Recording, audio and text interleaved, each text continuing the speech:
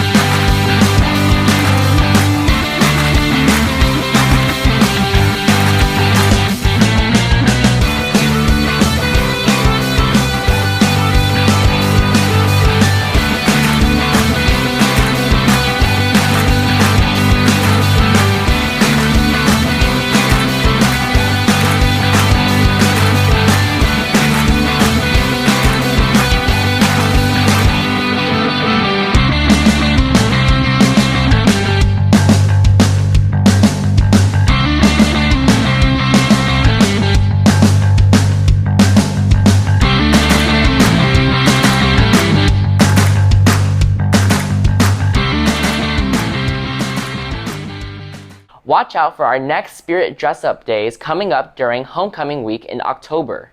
Attention all drivers who have spots in the student parking lot. Do you want to customize your curb? Pick up a Paint Your Curb application from Mrs. Welkoff in room D120. Submit your design for your curb by Friday, September 30th.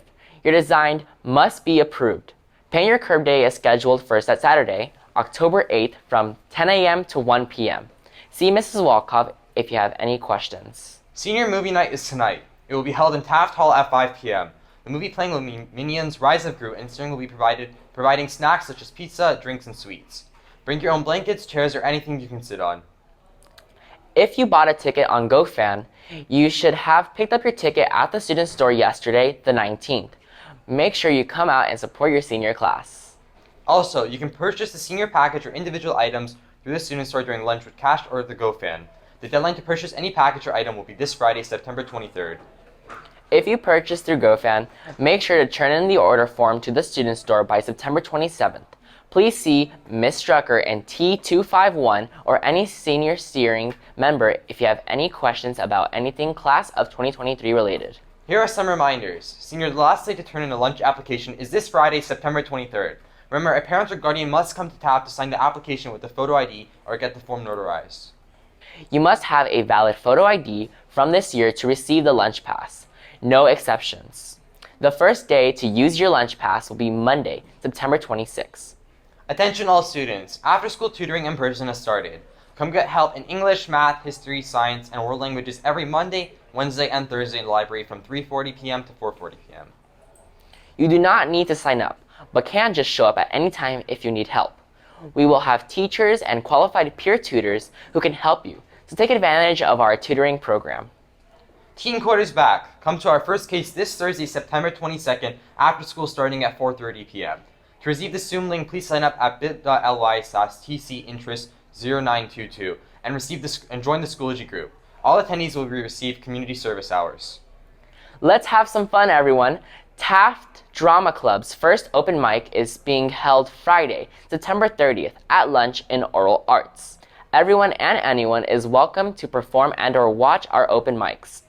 People that sign up and aren't able to perform due to time will have priority at the next open mic.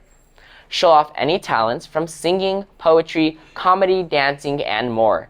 The sign-up form will be at Oral Arts. Stop by at nutrition, lunch, or at after school. In Taft Sports News today, girls tennis has a match against Chat Sports, and girls volleyball also has a game against Elko. On Thursday, girls golf has a match against Reseda. Girls tennis has a match against Granada Hills, and girls volleyball has a game against Cleveland. Good luck, Toreadors! And now, an important announcement from the college office. Welcome to the 4 Systems of Higher Education presentation. We are going to start off by talking about undocumented students and the type of financial aid that is available to you as an undocumented student. If you have attended a California high school for 3 years or more, you are eligible for financial aid. If you have attended a California elementary school, middle school, or high school, and in between those three different schools, you have 3 years or more, you are eligible for financial aid. If you will be graduating from a California high school and you're going to receive your high school diploma or the equivalent of a high school diploma, and you still have not met the 3 years, you can complete the additional 2 years at a California community college. You just have to make sure that you are going to an accredited California college, and you have to make sure that you fill out an affidavit. And that is basically a form that the college gives you to prove and establish that you have California residency. Now we're going to talk a little bit about college cost and what that means for the different types of systems.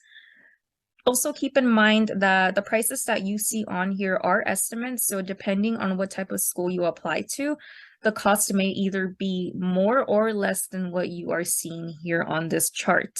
For community colleges, they tend to be the least expensive out of all the options. Their general tuition per year is around $1,238. As we go down the list, it seems to increase a little bit more. For California state universities, you're looking at around $7,064 per year. For the universities of California, you're looking at around $13,804 per year. And for private schools, we have USC as an example. You're looking at around $63,468 per year. Tuition is non-negotiable. You have to pay tuition no matter what. However, there's also another cost that you have to keep in mind, and that is the cost of attendance. The cost of attendance includes everything else, including your tuition. So the way that I like to explain the difference between cost of attendance and tuition is you can think of when you are going to the movies. Tuition is going to be the cost of your movie ticket. Everything else that you buy at the movie theater is going to be what your cost of attendance is. If you are going to buy a large popcorn, if you are going to buy an icy, if you're going to buy some ice cream or a hot dog, that is going to raise up your cost of attendance, right? Because now not only do you owe the price of the movie ticket, but you also owe everything else.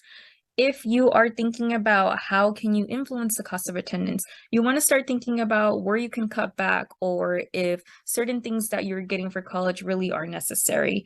So for example, if you're thinking about how can I save money if I want to go to CSUN, and let's say that you live right across the street, if it is less expensive for you to live at home than it is for you to dorm, then that is already a cost that you can cut down on. Some other examples include buying books. You can always buy your books used. You can always borrow a book from a friend. You can always check out the book from the public library if it is available. If you are smart about the way that you are spending your money and you kind of think about all the little factors that go into it, the cost of attendance might be a lot lower than what the school is telling you it's going to be. Now we're going to talk about the 4 types of financial aid. So if you are wondering how are you going to be able to pay for the cost of attendance, please know that there is financial aid available for you and they come in 4 different forms. Scholarships are gift aid, so this is free money that you receive upon completing a scholarship application. Depending on what type of scholarship you are looking for, there are many different types of scholarships available. You can apply to a scholarship for having good grades. You can apply to a scholarship for having a certain identity. You can apply to a scholarship for having a certain talent. It's really up to you and which scholarship you find, but as long as you can apply to it and you meet the qualifications, if you receive that money, then that is yours and you do not have to pay it back.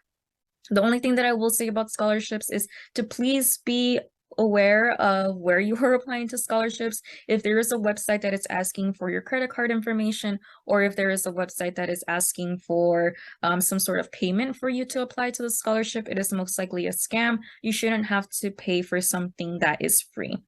Another form of financial aid that is available to you are grants. This is also gift aid that you do not have to pay back, and grants are made available through the government, right? You can get a grant from filling out your financial aid application, so that includes FAFSA or the California Dream Act. Another thing is that grants can also be awarded on a national level. So you get the federal grant, you can also get it through a state grant, and you can also get it through an institutional grant. So something that I mentioned earlier is that schools can give you financial aid as part of your financial aid package.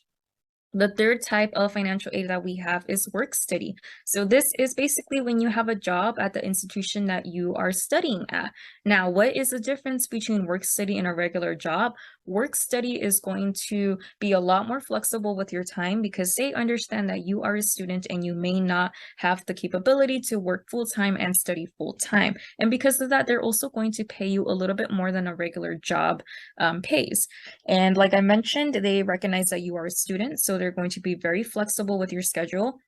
If you have a test coming up, you have an essay coming up, they are more forgiving and they are more willing to find coverage for you as opposed to a regular job who, might not care or might not understand that as a student you have a lot of different responsibilities. And the last form of financial aid that we have here are loans. There are a lot of different loans that are available to you as a student, but I think the main thing that I would like you to take away from this is that there is something called subsidized loans and there is something called unsubsidized loans. Subsidized loans are loans that you do not have to pay while you are a student. You start paying them once you graduate and they don't require interest until you graduate. Then there is something called unsubsidized loans. That money you do have to pay as you borrow it, and if you miss your payment, it will acquire interest even if you haven't graduated yet. So there is a difference between loans. Make sure you are doing your research and you're selecting the one that you feel is manageable in terms of payments for you. And I know a lot of the times talking about loans and the possibility of going into debt sounds very scary. But if, let's say, a $2,000 loan, a $3,000 loan, a $4,000 loan is the difference between you being able to go into your dream school or not, I would probably say take the loan. That loan you will always be able to pay back, but that opportunity for you to go into your dream school may not always be there. So when you are taking out loans, you can also think about it as you investing in yourself and in your education. Where can you go from here once you graduate high school? After you get your high school diploma, you can go straight into getting your associate's degree, and that takes around 2 years to complete. And if you'd like, you can stop there, or you can then transfer to get your bachelor's degree, and that takes around another additional 2 years to complete. Another way you can go about this is once you graduate from high school, you can go straight into getting your bachelor's degree. And if you'd like, you can stop there. Or if you want to pursue a certain profession that requires you to get more schooling, you can always go and get your doctorate degree for another additional 4 years or more.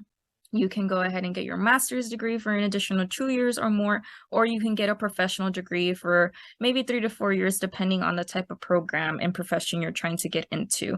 A lot of the times, in order to be a doctor, in order to be a lawyer, in order to be a teacher, you will have to go to additional schooling. It's just a matter of knowing which degree do I have to get and maybe what specific major do I have to study under. And all of that information can be found on the worksheet that is going to be located in the Schoology College of 2023 Schoology group.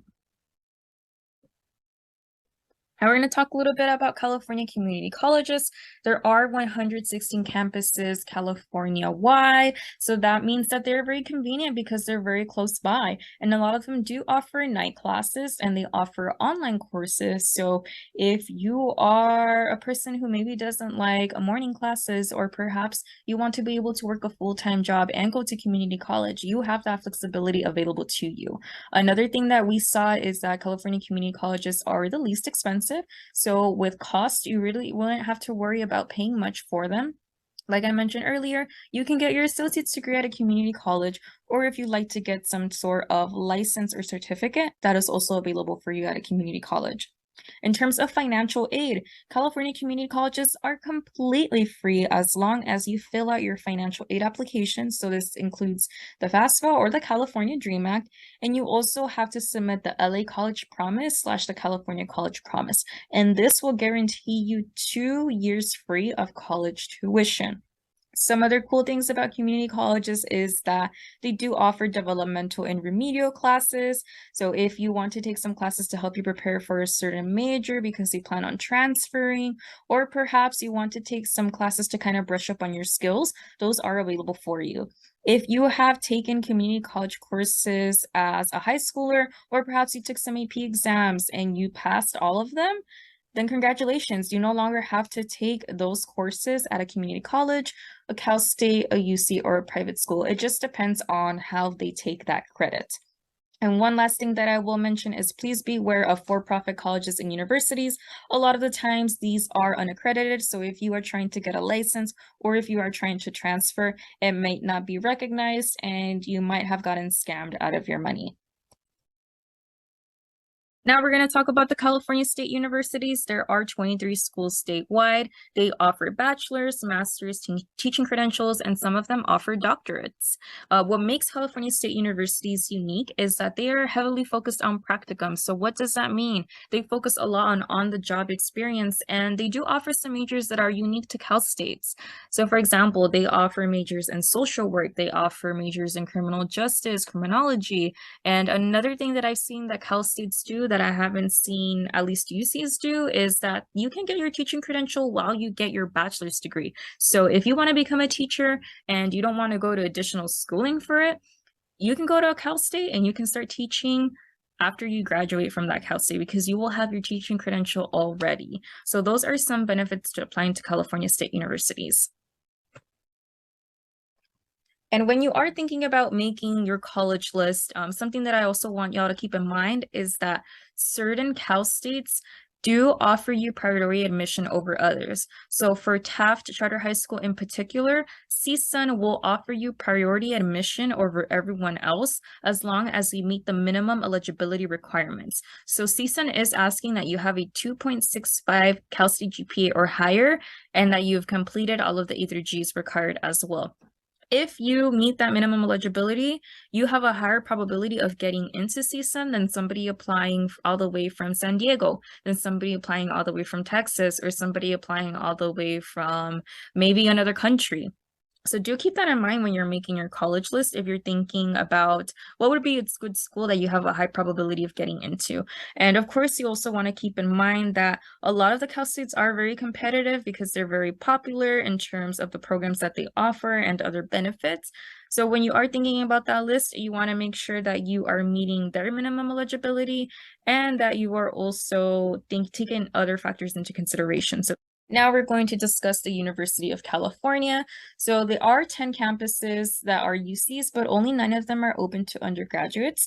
And these campuses offer you bachelor's degrees, they offer you master's degrees, they offer you teaching credentials, doctorates, and professional degrees. Now, what makes UCs unique and what makes them different from the Cal States? Well, the UCs are focused a lot on theory, so that means that they focus a lot on research. If you are interested in doing research in a certain field because you want to know why a certain phenomenon occurs, or you want to understand why something happens the way that it does in whatever area or field you want to study, a UC would be a good place for you. If you are also interested in going to graduate school and you know that this UC has this particular program that you want to do, I would say you should also go to UC. That way you can already start building your connections and you can start building your portfolio and all the things that are required for graduate school in order to make you a competitive applicant. Now we are going to be looking at the UC admin rates for fall of 2021. When you are building your college list, this is also something else that you should consider. If you are planning on applying to a school like UC San Diego, who admits around 34.3% of their applicants, you want to make sure that your statistics as a student, so that means your grades, your GPA, your test scores, match up to the population that is getting admitted, right? The same thing goes for any other school on this list. You want to make sure that you are building your list based on the probability that you have a chance of getting in. And something else that I also wanted to mention is you might see that some of these schools have a higher acceptance rate than others. That doesn't mean that one school is better than the other because they have a lower acceptance rate. That just means that the schools are very popular and they have to be more selective in who they let in.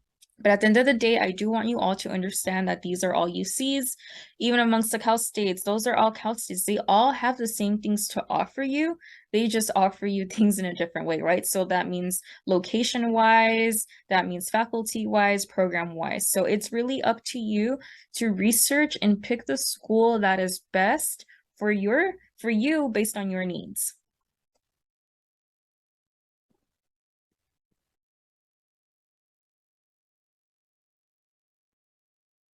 Some other things you want to keep in mind when you are applying to schools is that depending on the major that you apply to, that can affect your admission. If you are applying to a major that is in the College of Letters and Sciences, let's say you are applying to English, let's say you're applying to psychology, political science, any of those majors, most of the times all you have to do is submit your application and then you either find out if you were admitted or if you were denied.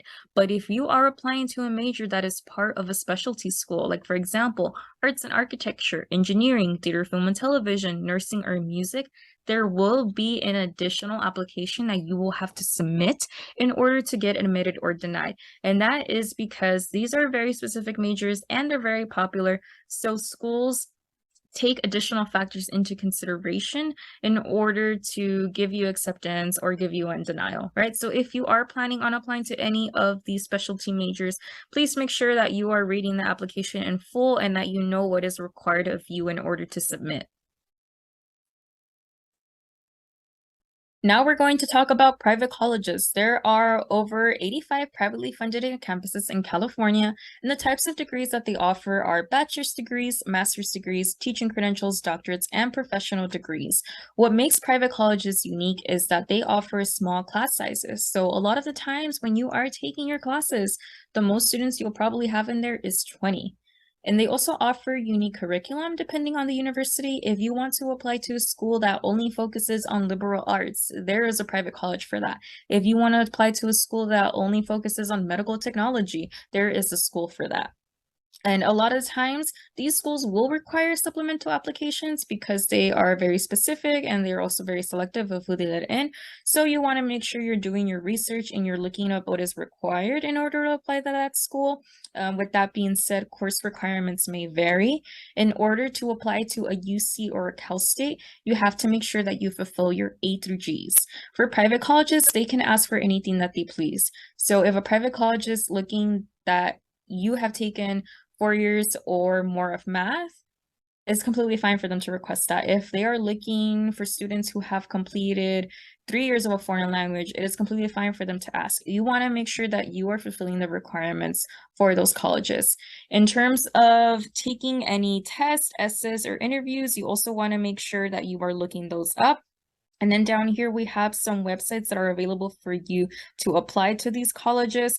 The Common App is usually where you'll find most of these private colleges.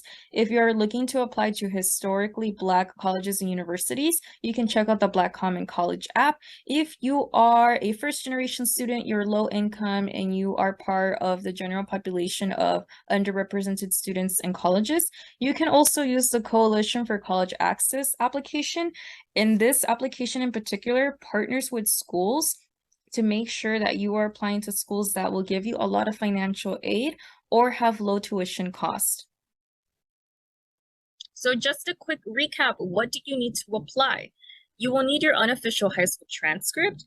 You will need your unofficial college transcript if you have taken any community college courses. You will need your exam scores if the school is asking for it. You will need a list of activities and awards. You will need to draft your college essays. You will need a letter of recommendation if the school is asking for it. So now is the time for you to ask your teachers, your coaches, your counselors, administration, a boss, anyone that you feel can truly speak about who you are as a student.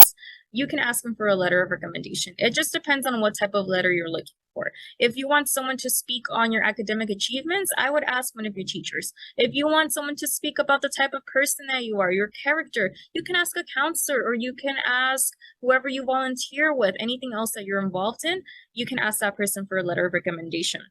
If you are planning on applying to one of those specialized programs, you want to make sure that you are working towards completing any auditions, portfolios, or supplemental materials that the school may be asking of you. That That was everything that I had to share with you. If you have any questions about anything that I mentioned or you want to know more, please feel free to email me or stop by the college office if you have any questions. I have also included Ms. Sanchez and Ms. Gomez's emails for your convenience. They are our college counselors. Thank you, everyone. I hope you have a wonderful day. And for all of you seniors applying to college, I wish you the best of luck. If you'd like to include any announcements for your club, organization, or team on Toreador News, please submit them to bit.ly/Toreador News Forum. That's about it for now, Taft. So please remember to keep Taft clean, green, safe, and serene. Have a fantastic week. Bye, Taft.